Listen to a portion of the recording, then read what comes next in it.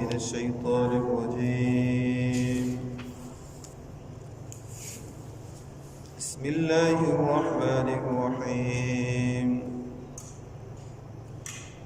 فتلقى آدم من ربه كلمات فتاب عليه إنه هو التواب الرحيم. صدق الله العظيم.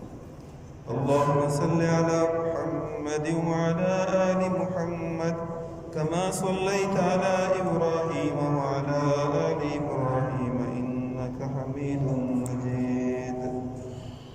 اللهم بارك على محمد وعلى آل محمد كما باركت على إبراهيم وعلى آل إبراهيم إنك حميد مجيد.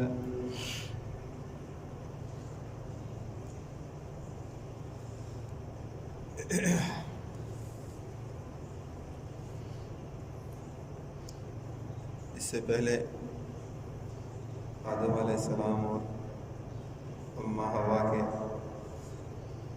جنت سے نکلنے کا ذکر ہے، اور وجہ اس کی شیطان کا عناد میں بہکانا ہے. جب اللہ پاک نے آدم اور اماں حوا کو جنت سے نکالا، کافی نادم تھے، پریشان تھے، اور اللہ پاک آدم علیہ السلام کی اس پریشانی سے واقف تھے. لیکن آدم علیہ السلام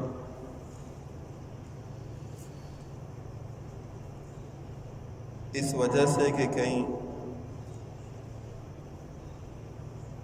میں اگر توبہ کرتا ہوں یا رجوع کرتا ہوں تو ایسا نہ ہو کہ میرے وہ الفاظ یا میرے وہ قول اللہ کی شایع نشان نہ ہو، کہیں اور غصہ نہ ہو جائے.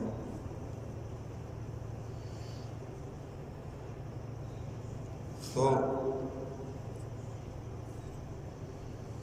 آدم علیہ السلام کو جب یہ حکم ہوا تھا اترنے کا، تو اب ایسے خطاب اور ایسے عتاب آپ نے کہاں سنے تھے؟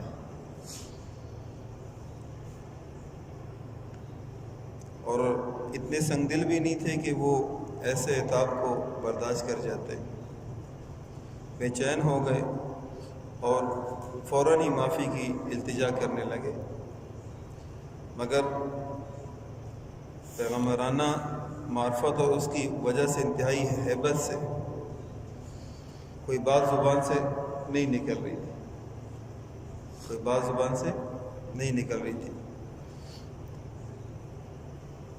تو زبان خاموش تھی.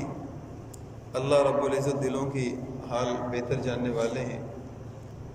جو ہمارے دلوں میں چھپا ہوا ہے، ہم کیا سوچتے ہیں، کیا سوچیں گے، یہ ہر چیز اللہ جاننے والا ہے، کیونکہ وہ رحیم اور کریم ہے. تو یہ حالت دیکھ کر خود ہی معافی کے لیے کچھ کلمات اللہ پاک نے آدم علیہ السلام کو سکھا دی.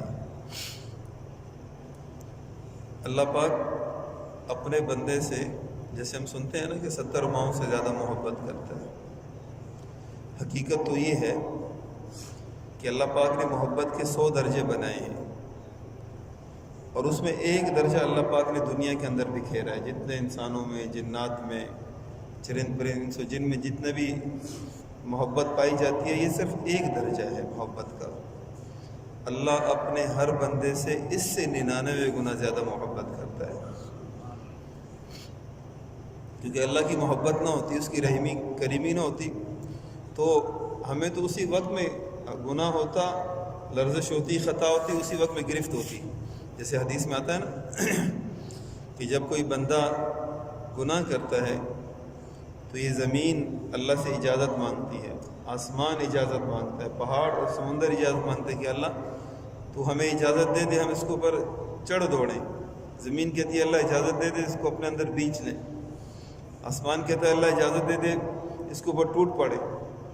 لیکن اللہ پاک کیا فرماتے ہیں؟ ان کان عبدکم فشانکم، اے زمین و آسمانوں اے پہاڑوں اور سمندروں ان کان عبدکم فشأنکم، اگر تمہارا بندہ ہے تم نے پیدا کیا ہے تو پھر تم اس سے بدلہ لے لو، وَإِن كَانَ عَبْدِي، اور اگر میرا بندہ ہے مجھے اپنی عزت و جلال کی قسم صرف ایک دفعہ کہے گا اللہ معاف کر دے، اس کے معافی کے لفظ بعد میں پہنچیں گے، اس کے رب کی بخشش پہلے پہنچے گی۔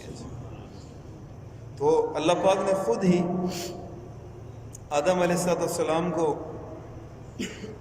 کلمات سکھائے، اور صرف کلمات نہیں سکھائے بلکہ اللہ تعالیٰ نے ان پر رحمت کے ساتھ توجہ کی۔ توبہ کتنی بڑی نعمت ہے، اور توبہ کہتے کسے ہیں؟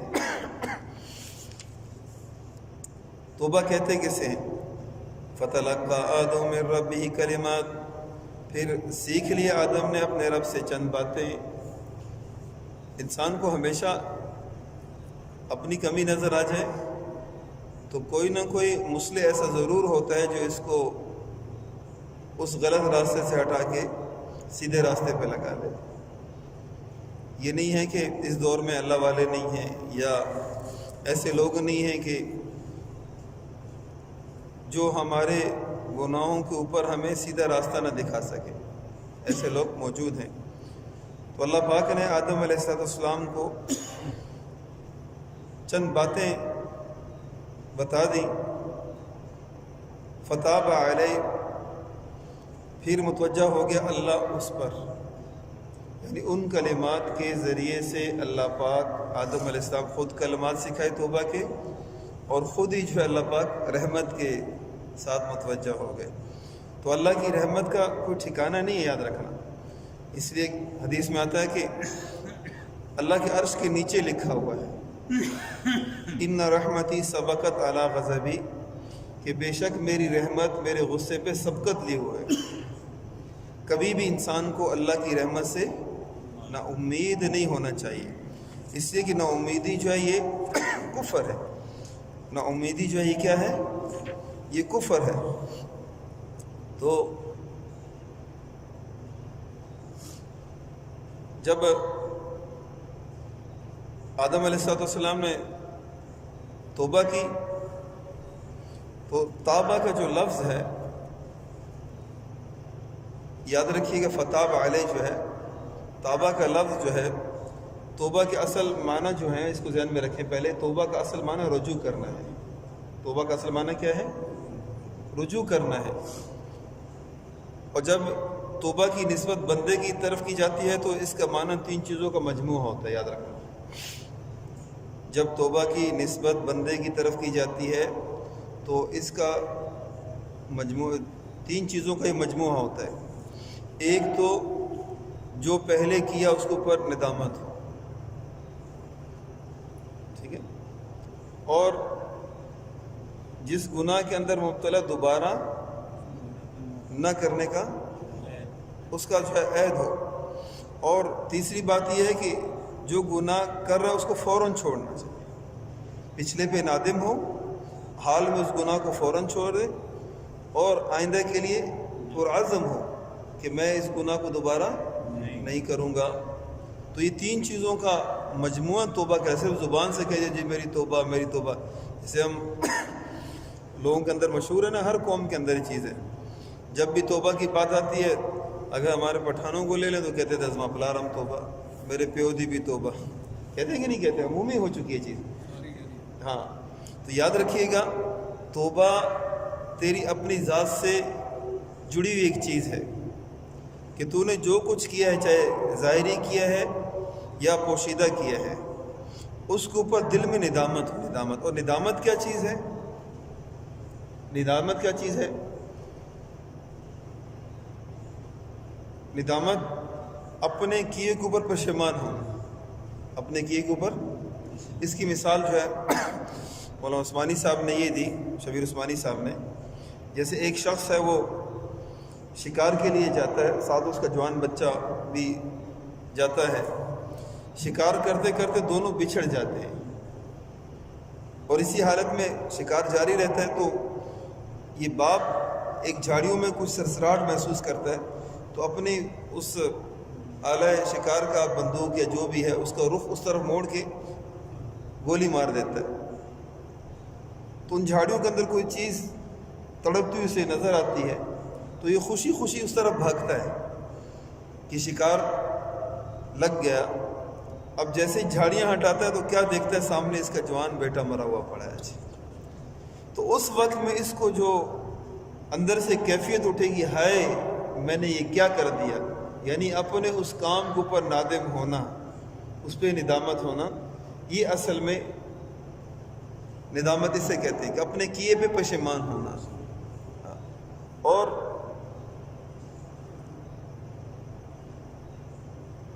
استغفار کیا ہے کہ اپنی زبان کو ان کلمات کے ساتھ کہ جو استغفار کے لیے رسول اللہ صلی اللہ علیہ وسلم سے مروی ہیں اور احادیث میں آئے ہیں، ان الفاظ کا زبان پہ بھی جاری ہونا چاہیے. اس لیے کہ صرف نادم ہونا کافی نہیں ہے، بلکہ اس ندامت کا اظہار بھی انسان کرے کہ استغفر اللہ ربی من کل ذنب واتوب الیہ، استغفر اللہ الذی لا الہ الا هو الحی القیوم واتوب الیہ. اس لیے حدیث میں آتا ہے اللہ کے نبی نے فرمایا کہ میں دن میں 70 مرتبہ، دوسری روایت میں آتا ہے کہ دن میں 100 سے زیادہ استغفار، 100 دفعہ زیادہ استغفار کرتا ہوں. تو جو گناہوں سے بالکل پاک اور معصوم، وہ تو روزانہ استغفار کریں اور روزانہ جو ہے توبہ کریں. تو ہمیں کتنے استغفار کرنے کی ضرورت ہوگی. اور یاد رکھیے گا کہ آئندہ اس کام کو نہ کرنا، فوراً چھوڑ دیا، ندامت ہوئی فوراً چھوڑ دیا، اور آئندہ اس کام کو نہ کرنا. اس لیے کہ جب انسان توبہ کرتا ہے تو وہ مواقع پھر شیطان اس کے سامنے لاتا ہے. اب اس حالت میں کیا کرنا ہے؟ تو مثنوی کے اندر مولانا روم نے ایک چھوٹا سا واقعہ بیان کیا ہے کہ اصل میں توبہ ہے کیا چیز. تو انہوں نے ایک بادشاہ کا ذکر کیا کہ بادشاہ کے دربار میں ایک عورت آئی. حقیقت میں وہ عورت نہیں تھی، وہ مرد تھا، لیکن اس کی وضاحت بالکل عورتوں سے مشابہ تھی، یعنی عورتوں سے بھی زیادہ حسین. تو اس نے اپنا لباس بدل کے اپنے آپ کو عورت ہی بنا دیا اور بادشاہ کے دربار میں وہ خدمت کے لیے آ گئی. تو جب بادشاہ نے اس کا حسن و جمال دیکھا تو اس کو جو محل کی شہزادیاں تھیں، محل کے اندر خانہ جو عورتیں رہتی تھیں، ان کی خدمت کے لیے مقرر کر دیا. اب حقیقت میں تو یہ مرد تھا لیکن بنا ہوا تھا عورت. اب اسی طریقے سے وہ خدمت کرتا رہا ان عورتوں کی اور اپنے یہ ظاہر جو حقیقت تھی اس کو چھپاتا رہا. تو یاد رکھیے گا کہ جب انسان کسی گناہ کے اندر مبتلا ہوتا ہے تو بعض اوقات انسان گناہ لذت کے حاصل کرنے کے لیے کرتا ہے، اور پھر جب اس گناہ میں ہمیشگی کرتا ہے، اس گناہ میں چلتا رہتا ہے، تو یاد رکھیے کہ وہ جو تھوڑی بہت لذت، حالانکہ گناہ میں کوئی لذت نہیں ہے، یاد رکھنا گناہ میں کوئی لذت بھی نہیں ہے، وہ وقتی ایک ابھار ہوتا ہے، ایک غبار ہوتا ہے جو اس نے سر سے اتارنا ہوتا ہے. کوئی لذت نہیں ہے. یہ لذتیں، خواہشوں کا پورا ہونا، چین و سکون، راحت، یہ اللہ نے موت کے بعد اگر ایمان کے ساتھ چلے گئے تو جنت میں رکھا ہوا ہے. یہاں پہ کوئی لذت نہیں، کسی چیز میں لذت نہیں. تو جب انسان گناہ پہ دوام کرتا ہے تو ایک وقت ایسا آ جاتا ہے کہ وہ گناہ وہ لذت کے لیے نہیں کرتے، عادت بن جاتی ہے اس کی. گناہ اس کی عادت بن جاتی ہے، اور جو چیز عادت کے اندر آ جائے پھر اس کو چھوڑنا مشکل ہو جاتا، ناممکن نہیں ہے. یاد رکھنا، میری بات سے یہ نہ لیجئے گا کہ ناممکن ہے، نہیں، ناممکن نہیں ہے. مشکل ضرور ہے، ہر عادت کا چھوڑنا مشکل ضرور ہے، لیکن ناممکن نہیں ہے. تو اسی طرح وہ گناہ میں چلتا رہا چلتا رہا چلتا رہا. جب یہ محل کی شہزادیاں حمام میں نہانے کے لیے جاتی تو یہ بھی ساتھ ہو لیتا، اور اس حرم کے اندر جہاں پہ وہ نہاتی ان کے بدن کھلے ہوئے ہوتے، تو یہ ان کو دیکھ کے اندر ہی اندر گناہ کی لذت لیتا رہتا، اور اللہ اس کے اس گناہ پہ پردہ رکھتا. اللہ بڑا کریم ہے، اگر آپ کے میرے گناہوں کو ظاہر کر دے تو ہم میں سے شاید کوئی ایک دوسرے کا منہ دیکھنا بھی پسند نہ کرے. ہو سکتا ہے ایک دوسرے کو بہت تھوکنا بھی گوارا نہ کرے، لیکن اس اللہ نے پردہ رکھا ہوا ہے. اللہ موت تک ہم سب کا پردہ رکھے. ہاں، کوشش کیا کرو کسی کا کوئی گناہ سامنے آ جائے تو اپنے ساتھ عزم کرو کہ میں موت تک جو ہے اس گناہ کا ذکر کسی کے سامنے نہیں کروں گا، اس لیے کہ انسان ہے، بشر ہے، کوئی نہ کوئی لرزش اور خطا سے ہو جاتی ہے، اور انسان کسی کو کسی کمی کے اندر دیکھ کے، کسی گناہ کے اندر دیکھ کے اس کی تشہیر کرے یا اس کے اوپر ہنسے، اس کو ہلکا سمجھے، اس بندے کو حقیر سمجھے، تو کتابوں میں لکھا ہوا ہے کہ اللہ پاک اس بندے کو جو کسی دوسرے کو گناہ میں دیکھ کے اس کے عیب کو بیان کرتا ہے یا اس کو اوپر طنز کرتا ہے یا اس کو برا سمجھتا ہے، ایک بندہ پتہ نہیں کس طریقے سے اس سے گناہ ہو گیا، شیطان نے بہکا دیا، ورغلا دیا، اور اگلا بندہ جو ہے اس کو بیان بھی کر رہا اور اس کے اوپر ہنس بھی رہا ہے، تو کتابوں میں لکھا ہوا ہے کہ اللہ پاک اس بندے کو اس وقت تک موت نہیں دیں گے جب تک اس کو اس گناہ میں مبتلا نہ کر دیں۔ اس وقت تک موت نہیں ملے گی جب تک اس گناہ کے اندر مبتلا نہ ہو۔ اس لیے اگر اپنی بہن اور بیٹیوں کو عفیف اور پاک دامن رکھنا چاہتے ہو تو تمہیں دوسروں کی بہنوں اور بیٹیوں سے اجتناب کرنا پڑے گا، اس لیے کہ اگر تم کسی اور کی ماں، بہن، بیٹی کی عزت کو ہلکا سمجھو گے تو یاد رکھنا، امام شافعی رحمۃ اللہ فرماتے ہیں کہ زنا تمہارے اوپر قرض ہے، یہ تمہارے گھر میں سے کسی سے چکایا جائے گا، کسی سے یہ لیا جائے گا۔ اس لیے اکثر میں نوجوانوں کو یہ مشورہ دیتا ہوں، وہ کون سی ایسی چیز ہے کہ تم موبائل لے کے گلیوں میں اور میدانوں میں نکل جاتے ہو کہ وہ اکیلے تمہیں چل پھر کے بات کرنی ہوتی ہے اور تم سب کے سامنے بات نہیں کر سکتے، اور اتنی لمبی بات، ہاں جی کس سے بات، جی ماں سے بات کر رہا ہوں، کس سے بات کر رہا ہوں، جی بہن سے بات کر رہا ہوں۔ شاید ہی کوئی ایسا نیک بندہ ہوگا کہ جو ماں اور بہن کے ساتھ گھنٹوں گھنٹوں بات کرے۔ تو اس لیے کوشش کریں، اگر آپ اپنے گھر والوں کو پاک دامن دیکھنا چاہتے ہو تو آپ دوسرے کی ماں، بہن، بیٹی کو کبھی بھی بری نگاہ سے نہ دیکھو، تو یہ ان کو دیکھتا اور دل ہی دل میں سرور لیتا، مزہ لیتا، اس طرح دن رات گزرتے رہے۔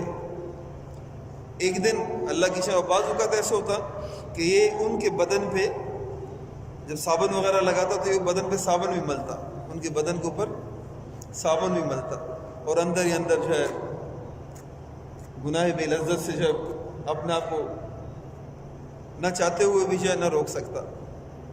اللہ کی شان ایسے ہوئی کہ ایک دفعہ اس بادشاہ کے محل سے قیمتی ہیرا چوری ہو گیا۔ جب بادشاہ کو پتہ چلا تو حکم دیا کہ تمام لوگوں کو محل میں بند کر دو، اور جو مرد ہیں ان کو علیحدہ کرو، عورتوں کو علیحدہ کرو۔